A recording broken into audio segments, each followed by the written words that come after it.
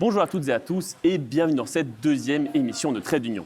Des émissions qui ont pour objectif de permettre à des jeunes comme vous et moi d'interroger des députés européens et européennes sur le fonctionnement de l'Europe, mais aussi sur ses enjeux. Et en parlant d'enjeux aujourd'hui, on s'attaque à un gros morceau puisqu'on va parler d'économie européenne. Délocalisation, intelligence artificielle ou encore normes écologiques sont des thématiques qui interpellent les jeunes et bien comme les moins jeunes. Et ça tombe bien car je ne serai pas seul pour en discuter aujourd'hui sur ce plateau. J'ai la chance notamment d'être accompagné de Rishnel Jomo Pugom, membre de la rédaction jeune de Scanner. Bonjour Rishnel. Bonjour Corentin. Alors toi tu as pour mission de porter la voix des jeunes dans tes rubriques. Effectivement. Et ce n'est pas tout, nous avons également le privilège pour cette deuxième émission d'accueillir un invité de marque qui est Yvan Rostrate. Bonjour Yvan Rostrate. Bonjour. Merci d'avoir accepté notre invitation. Avec plaisir. Alors je propose qu'on commence directement, vu que vous allez voir le timing est assez serré. Allons-y. Avec une première rubrique qui vise tout simplement à mieux vous présenter. Ce qui va se passer, c'est que je vais vous lire finalement des phrases qui contiennent des trous, donc un bon vieux texte à trous comme on a tous su à l'école, et vous demander de les remplir de façon la plus concise possible. Voilà. Concise avec un mot ou ça peut être pas à ce point-là. 2-3 phrases maximum de chez maximum. Deux, vous allez trois voir phrases, selon les phrases que je vais vous donner. Un exemple pour que tout le monde comprenne mieux, je m'appelle Yvan Rostrate. Voilà, ça, le test est réussi, on peut pouvoir vraiment commencer. Au Parlement européen, ma fonction actuelle, c'est... Alors, je suis vice-président de la commission ITRE. Et la commission ITRE, c'est la commission qui s'occupe de l'industrie et de l'énergie et de la recherche. Donc ça, c'est vraiment ma fonction au niveau du Parlement européen. Et je suis membre du groupe Renew, qui est le groupe centriste au sein du Parlement. On va y revenir sur ce groupe-là, mais du coup, au niveau de la Belgique, votre parti politique, c'est... Les engagés, président Les Engagés. Donc c'est vrai que j'ai un peu deux casquettes. J'ai ma casquette européenne qui me permet vraiment de rester en contact avec des dossiers de fond et qui me passionnent, comme l'énergie et l'industrie. Et en même temps, ma casquette de président de parti qui m'oblige à tous les niveaux de pouvoir à essayer de mettre de l'huile dans les rouages. Et du coup, vous l'avez dit, au niveau européen, votre groupe, donc le regroupement de partis politiques, mais au niveau du Parlement européen, c'est Renew. Et vraiment, en 2 phrases maximum, son orientation politique, ce serait... Ce qui est intéressant, c'est de savoir qu'on a changé de groupe. Donc la première décision que j'ai prise en arrivant au Parlement européen, c'est de passer du parti PPE, donc qui est les chrétiens démocrates, qui est plutôt conservateur, de passer de ce parti-là vers le groupe Renew, qui est vraiment centriste, qui a une idée qui est très pro-européen, très progressiste et qui a une tendance et on va dire une dimension environnementale qui est aussi assez importante. Et donc c'est quitter les conservateurs pour aller vers les progressistes. Ça, c'était ma première décision. Et alors, finalement, si vous deviez donner la place de la jeunesse au sein de l'Union européenne, ce serait quoi ? La place de la jeunesse, c'est surtout qu'on doit travailler aujourd'hui pour leur avenir. En fait, on sait aujourd'hui qu'en Belgique, et on le voit, il y a des choses à faire pour remettre la Belgique sur les rails, mais que si on veut répondre aux attentes de la jeunesse, c'est au niveau européen qu'on doit changer fondamentalement de modèle. On a aujourd'hui un problème de modèle de société. Parfois, on parle de guerre culturelle. C'est bien plus qu'une guerre culturelle, c'est une guerre de modèle. Et ce modèle européen, qui a des normes sociales, environnementales, sanitaires plus élevées, c'est au niveau européen qu'on doit absolument pouvoir les protéger, sinon on n'y arrivera tout simplement pas. Et donc on va discuter de ces normes. Merci Yvan Rostrate. Maintenant que nos téléspectateurs, téléspectatrices savent un peu mieux qui vous êtes, on va pouvoir véritablement rentrer dans le vif du sujet. Comme je l'ai dit, aujourd'hui, on va parler d'économie européenne. Et finalement, la première question qu'on peut se poser, c'est quoi l'économie européenne et quels en sont les enjeux actuels ? Et ça tombe bien, parce que pour nous aider, on a notre vulgarisatrice attitrée, Pauline Ramdon, qui nous a concocté une petite vidéo. Pauline, c'est quoi l'économie européenne et les enjeux actuels ? Le téléphone que tu tiens dans tes mains pour regarder cette vidéo, la voiture que tu conduis ou les médicaments que tu prends quand tu es malade, tout ça c'est de l'économie ou plus précisément de l'industrie. L'économie, c'est l'ensemble des activités par lesquelles les humains transforment, échangent ou produisent des biens ou des services. Et l'industrie, c'est la partie de l'économie qui s'occupe de transformer des matières premières, comme le bois ou les minéraux, en biens concrets. On pense à l'aéronautique, l'automobile, la pharmaceutique. Tout ça, c'est de l'industrie. Et donc, l'industrie, elle est partout.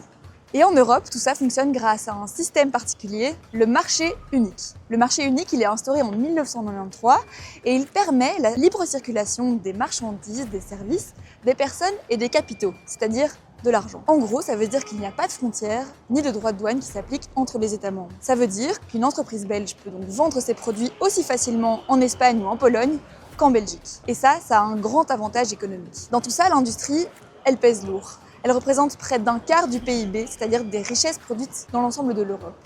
L'industrie, elle représente aussi 1 emploi sur 5 pour l'Union européenne. Bon, maintenant qu'on sait ce que c'est l'économie et l'industrie, on va parler des différents enjeux liés à ça. D'abord, le premier enjeu, le poids de l'industrie. Au fur et à mesure des décennies, la taille de l'industrie en Europe ne fait que diminuer au profit des services. Et la concurrence mondiale, elle ne fait qu'augmenter. Ça nous mène donc au deuxième enjeu, la compétitivité avec les États-Unis et la Chine. L'Europe, c'est la deuxième puissance économique et la troisième puissance industrielle, derrière la Chine et les États-Unis. Ces deux pays, ils investissent massivement et ils essayent d'être compétitifs sur les marchés mondiaux. Ça fonctionne plutôt bien. L'Europe, elle estime donc qu'il faut rester dans la course, continuer à innover pour ne pas dépendre d'autres pays dans des matières essentielles. Le troisième enjeu, c'est la transition écologique. Produire, oui, mais comment le faire sans impacter négativement la planète? L'Europe, elle doit se réinventer. Récyclage, réduction des gaz à effet de serre ou encore produits durables. C'est à la fois une contrainte pour les entreprises et une opportunité pour l'Europe d'innover. Le quatrième enjeu, c'est les PME, petites et moyennes entreprises. Elles représentent la majorité des entreprises en Europe. Pour l'instant, l'Europe, elle cherche à simplifier les règles pour permettre à ces entreprises de continuer de se développer, continuer à innover et à créer de l'emploi. Mais on peut se demander, est-ce que cette simplification, elle n'avantagerait pas plutôt les grandes entreprises? Le cinquième et dernier enjeu, c'est la taxation. Comment financer tout ça? Comment faire en sorte que les grandes entreprises, y compris les géants du numérique comme Google et Meta, payent leur juste part d'impôt en Europe?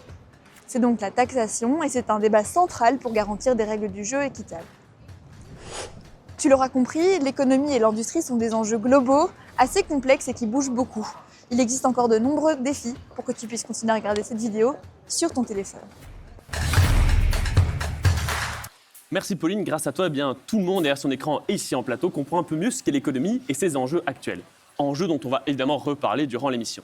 Et je propose, Yvan Ostrade, qu'on redémarre en douceur avec une petite rubrique qui s'appelle le oui-non. Alors, vous le voyez venir, mais c'est très simple. C'est que Richel va vous poser 10 questions allant du fonctionnement même de l'Union européenne à l'enjeu plus précis qu'est l'économie, et vous pouvez répondre que par oui ou par non. Alors, quand même, on n'est pas méchants, on n'est pas des monstres, vous avez un joker pour 10 questions, donc à être à bon escient. Le tour de minute, donc répondez bien que par oui ou par non. Richel, tu as la parole. Endosser le rôle de député européen est un objectif de longue date pour vous? Alors, non. Voudrez-vous incarner une autre fonction au sein de l'Union européenne à l'avenir? Oui. Êtes-vous globalement satisfait des décisions prises par le Parlement européen depuis le début de votre mandat? Non. L'Union européenne incarne-t-elle suffisamment ses principes et valeurs dans sa politique internationale? Non. Est-ce que vous pensez que c'est encore possible de prendre des décisions à 27 pays? Joker. L'Europe a-t-elle trop été naïve en laissant ses fleurons industriels être rachetés par des entreprises hors Union européenne? Oui. Faut-il instaurer une taxe automatique sur tous les produits chinois qui ne respectent pas nos normes écologiques? Oui. L'Europe est-elle réellement capable aujourd'hui de se passer totalement des usines chinoises, autant pour moi? Non. Faut-il bannir du marché européen les grandes entreprises qui utilisent les astuces pour payer très peu d'impôts? Non. Ben là, c'est la dernière question de la rubrique. Est-ce qu'un ouvrier belge pourra encore-t-il être compétitif face à un ouvrier chinois d'ici 10 ans? Oui. Merci Richel, merci Yvan Ostrade. Vous allez pouvoir souffler, répondre librement pour la suite de l'émission. C'est compliqué de répondre par oui ou par non, parce Vous allez que pouvoir les nuancer. choses ne sont pas aussi simples que ça. Mais bon, Vous allez voilà. pouvoir nuancer, on va revenir sur certaines effectivement des Je questions. suis tenu à la règle. Merci beaucoup. Et pour la prochaine rubrique, ça tombe bien parce que ce sera ni Richel ni moi qui posons les questions, mais D'accord. directement d'autres des jeunes, parce que oui, Scanner est parti à la rencontre de jeunes étudiants dans le secondaire, plus précisément au centre scolaire Dame-de-Marie à Bruxelles. On leur a demandé si vous avez des questions à vous poser, Yvan Ostrade, sur l'économie européenne. Ils n'ont pas manqué d'inspiration, c'est le moins qu'on puisse dire. Je propose qu'on écoute leurs questions, puis qu'on y réponde une par une. On les écoute. Comment l'Europe peut accompagner les travailleurs perdant leur emploi à cause de l'IA? Il y a beaucoup de produits technologiques importés nécessitant des minéraux extraits dans les pays du Sud. Et la question, c'est comment s'assurer que cela protège le droit des travailleurs et des travailleuses? Pourquoi l'Union européenne n'a pas imposé en retour des taxes sur les produits américains? Alors Yvan Ostrade, vous avez entendu finalement ces 3 questions de ces jeunes. On a plus ou moins 4 minutes pour répondre, il faudra être complet et concis. Donc la première question, vous l'avez entendu, c'est comment l'Europe elle peut accompagner les travailleurs qui perdraient leur emploi à cause de l'intelligence artificielle? C'est une super bonne question parce que je crois que l'intelligence artificielle aujourd'hui nous pose un des plus grands défis que l'on a connus depuis la Seconde Guerre mondiale. La réalité, c'est que l'intelligence artificielle, et c'est une bonne nouvelle, comme l'industrialisation, ça nous permet d'améliorer notre productivité. Donc il y a toute une partie de la richesse qu'on va réussir à faire produire de manière plus efficace grâce à l'intelligence artificielle. Le problème, c'est de savoir comment est-ce qu'on va capter cette valeur créée.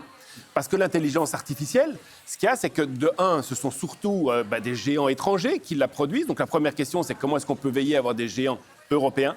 Et la deuxième question, c'est que c'est dans quelques mains, les mains de quelques-uns, quelques capitalisations boursières et un impôt des sociétés qui est placé dans des pays où on a des taux d'imposition qui sont les plus bas. Le problème, c'est que toute cette valeur créée, si on ne la capture pas pour pouvoir redistribuer, pour pouvoir payer l'enseignement, pour pouvoir payer les pensions, pour pouvoir payer les soins de santé, c'est de l'argent qui part. Et c'est ça le vrai danger. Ce n'est pas tellement qu'on perd de l'emploi, parce que ça, l'industrie nous a permis, ça nous a permis de redistribuer de la richesse. Le danger, c'est que cet argent sorte de l'Europe, qu'on le perde et qu'on le perde pour créer de la valeur et du bien-être. Mais qu'est-ce qu'on fait pour ces travailleurs, du coup?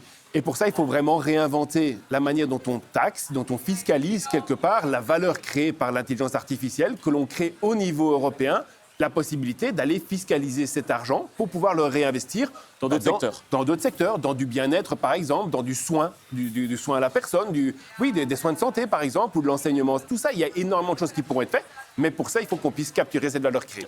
On reparlera de la taxation par la suite. Alors, je suis désolé un peu vous couper, mais comme ça, dans la deuxième question, on a le temps de les faire toutes. Donc, Mohamed me demandait, mais voilà, il y a beaucoup de nouvelles technologies qui nécessitent des minerais pris dans les pays du Sud, dans des conditions parfois très précaires, pour le dire de façon un peu euphémiste. Comment l'Union européenne peut garantir que ces minerais, eh bien, leur extraction respecte les droits des travailleurs travailleuses? C'est une vraie question, et quand on dit que l'Europe doit se réinventer, c'est entre autres ça que l'Europe doit absolument faire. L'Europe doit sortir de cette logique de libre-échange au niveau international, où quelque part on peut importer un produit qui vient de Chine ou qui vient peut-être d'une mine où il y a de l'exploitation, sans se soucier de la manière dont ce produit a été fabriqué. C'est cette logique-là que moi je dénonce depuis maintenant que j'ai pris ces fonctions-ci, parce que je suis convaincu qu'on doit changer ce système.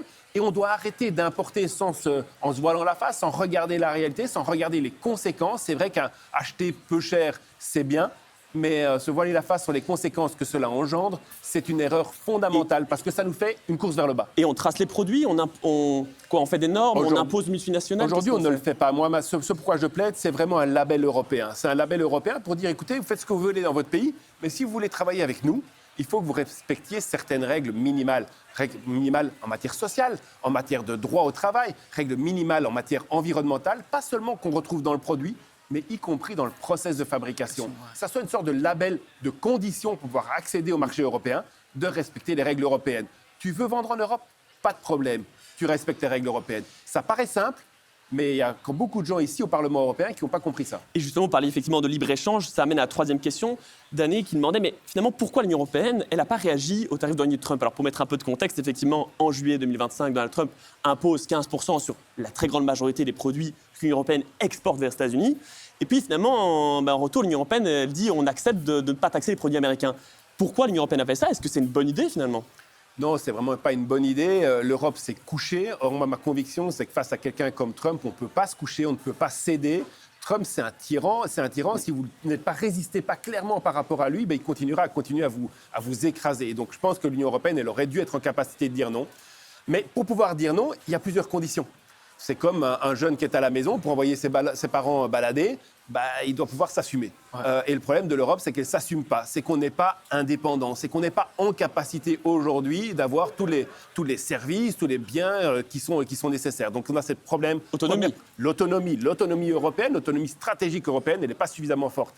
La deuxième chose, c'est qu'il faut qu'on puisse agir et répondre de manière unie.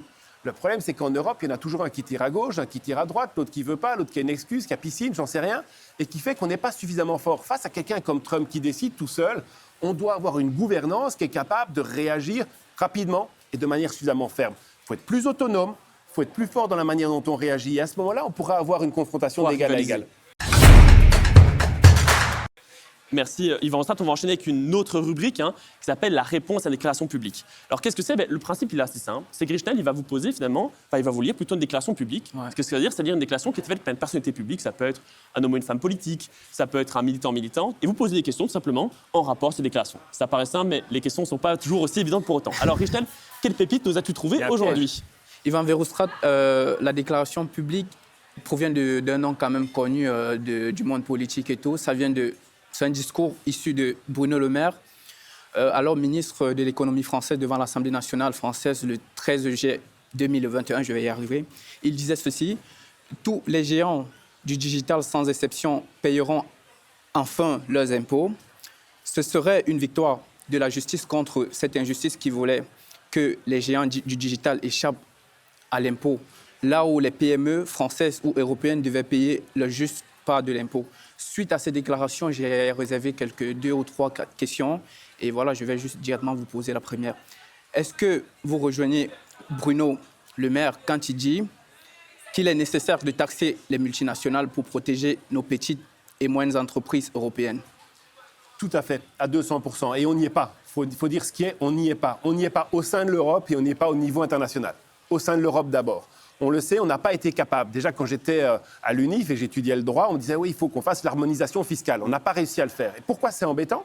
Parce qu'un pays, par exemple, comme l'Irlande, il a un taux d'impôt sur les sociétés qui est 2 fois plus bas que le nôtre. Et comme par miracle, il arrive à avoir 3 fois plus d'impôts des sociétés que nous ici en Belgique. Donc il a un taux plus bas, il en a 3 fois plus. Pourquoi? Parce que toutes les multinationales vont loger leurs bénéfices sur le territoire irlandais pour bénéficier d'un taux plus bas. Évidemment, ça crée une compétition et donc ça crée du manque à gagner. Qu'est-ce qu'on est obligé de faire? Ceux qui restent en Belgique, les PME ou les travailleurs, eh bien, on les charge plus. En fait, l'impôt, c'est comme la formule de la pression. La pression, c'est le poids divisé par la surface. Merci. Si vous diminuez la surface, vous augmentez la pression. Merci pour votre réponse. Cependant, on va passer à la suivante. Allez-y. Est-ce cette taxation des multinationales ne risque pas de faire fuir les multinationales? Ben oui, et donc c'est pour ça aujourd'hui, avec les règles telles qu'elles sont, le danger, c'est qu'en effet, imaginons qu'on dise, nous, on va augmenter encore notre taux, ils ne feront que partir plus en Irlande, voire aux États-Unis, voire dans un paradis fiscal. Et c'est pour ça qu'il faut changer toute la logique. On a dit tout à l'heure, tu veux vendre en Europe, tu respectes les règles européennes. Ce que l'on doit faire au niveau fiscalité, c'est tu veux vendre en Europe, le bénéfice que tu auras réalisé par rapport à cette vente en Europe, tu seras fiscalisé en Europe. Ça, c'est un changement de paradigme, c'est un changement vraiment de système qui est nécessaire et qui sera encore plus nécessaire. On parle de multinationales, on parle d'intelligence artificielle. Si demain, on ne fait pas ça, c'est tout le système européen qui va faire faillite, c'est l'Europe qui peut disparaître. Pour clôturer cette partie, on va passer à la troisième question. Comment protéger nos indépendants sans faire exploser les prix pour les consommateurs, autant pour moi? Je crois qu'il faut... Ce dont il faut se rendre compte, c'est qu'évidemment, à un moment donné, acheter pas cher, ça a un prix. Et aujourd'hui, ce dont on a besoin pour nos petits indépendants, et vous en avez justement parlé maintenant, c'est justement que tout le monde paye sa part. Il faut que le système il soit juste pour que toute la charge fiscale elle ne repose pas sur les petits indépendants qui alors sont obligés d'augmenter les prix. Par contre, et je l'assume, même si ça fait peut-être pas plaisir, les produits chinois qui arrivent ici parfois sans payer la moindre taxe, sans même payer la TVA, qui font une concurrence illégale par rapport à leurs petits artisans, il faut oser les fiscaliser. C'est pour ça qu'on a mis une taxe de 3 € à l'importation de tous les produits de moins de 150 € qui n'étaient pas taxés. C'était de la concurrence déloyale. Alors ça ne fait pas plaisir parce que c'est 3 € de plus, mais c'est grâce à ça qu'on garde de l'activité ici. Or, notre panier, notre capacité à acheter des choses, elle dépend aussi de notre capacité à faire de l'emploi. Est-ce que les ménages, finalement, vous et moi, demain, on aura toujours finalement, et les personnes précaires, l'argent pour acheter si c'est fait par des indépendants locaux? Parce que ça coûte quand même plus cher. Même si on aborde réduire les taxes, ça coûte quand même plus cher que d'importer chinois. Qu'est-ce qu'on fait pour les personnes précaires? Je sais que c'est très difficile à comprendre, mais le vrai danger demain pour notre pouvoir d'achat, c'est l'appauvrissement global de l'Europe. L'économie, en un mot, c'est comme le sang dans le corps humain. Tant qu'il reste dans le corps humain, il circule, il passe par la case cœur, fiscalité, et ça permet de répartir la richesse. Si demain vous saignez, si l'activité elle part ailleurs, c'est la même chose. Quand vous saignez, vous vous affaiblissez. Et si aujourd'hui on a des activités qui vont en Chine, ce sont des flux financiers qui vont ailleurs, qui ne sont plus taxés ici, donc qui ne sont plus en capacité de payer les enseignants, les infirmières, les policiers, etc., etc., etc. C'est ça le vrai danger. Alors à court terme, on peut se dire ouais, j'ai peut-être gagné 1 € en allant acheter en Chine, mais en réalité, je m'appauvris moi, j'appauvris mes parents, j'appauvris notre capacité à vivre mieux demain. Et c'est ça le vrai danger, c'est pas le 1 € qu'on va payer en plus. Mais je pense effectivement le mot systémique, c'est un peu votre mot-clé aujourd'hui. Alors Yvan Verstraete, on arrête de vous cuisiner tout simplement parce qu'on touche déjà, à la fin de l'émission. Ça va excessivement vite, c'était 20 minutes. Et on va terminer avec la lecture d'un texte. Car oui, Scanner, son activité principale, c'est d'aller rencontrer quotidiennement des jeunes pour leur permettre d'exprimer leurs besoins, leurs envies, leur vécu par le biais de l'écriture. Et ça tombe bien parce qu'il y a une jeune ici dont on va lire le texte, le jeune qui a préféré rester anonyme, mais ce texte va être lu par Richnel. Richnel, tu as la parole. Merci Corentin. Comme il a dit tout à l'heure, c'est un jeune qui a décidé de rester anonyme et tout. Et voilà, sa déclaration est la suivante. On nous vend un futur vert avec nos iPhones et nos voitures électriques. Mais c'est un mensonge bâti sur un scandale. Le cobalt est au Congo, mais l'argent et les usines sont en Chine. Ma génération refuse que l'Europe soit complice d'un système où l'on pille l'Afrique pour engraisser Pékin, tout en tuant nos propres emplois ici. On ne veut pas d'une transition écologique qui repose sur l'esclavage moderne et la dépendance stratégique. L'Europe doit arrêter d'être naïve. Soit on transforme les ressources au Congo dans un vrai partenariat, soit on continue d'être les idiots utiles de la Chine. Réveillez-vous. Notre souveraineté ne peut pas dépendre, autant pour moi, d'une dictature à 8000 km d'ici. Alors Yvan Straat, peut-être en 30 secondes, 40 secondes maximum, si vous voulez rajouter un dernier mot, que ce soit par rapport à ce texte ou sur l'émission. Et je comprends et je pense qu'aujourd'hui, malgré toutes les critiques que l'on peut faire de l'Europe, notre modèle européen, on doit en être fier, on doit se protéger par rapport à des dictatures comme la Chine, comme les États-Unis, qui mettent beaucoup moins au cœur de leur projet la transition et la protection sociale et sanitaire de santé des gens, que ce soit ici ou ailleurs. Je pense qu'on doit être plus ambitieux pour faire un monde qui est un monde de progrès social, sanitaire et environnemental. C'est sur ces mots qu'on va pouvoir s'arrêter. Merci Yvan Straat, merci d'avoir accepté notre invitation. Merci à vous. J'espère que ça vous a plu finalement d'être interviewé dans une émission par et pour les jeunes. Merci beaucoup. Avec grand plaisir, merci d'être venu. Et puis quant à nous, on se retrouve tout bientôt pour une prochaine émission ici même au Parlement européen. On ne bouge pas finalement, on continuera d'interroger des députés européens et européennes sur le fonctionnement de l'Europe et sur ses enjeux.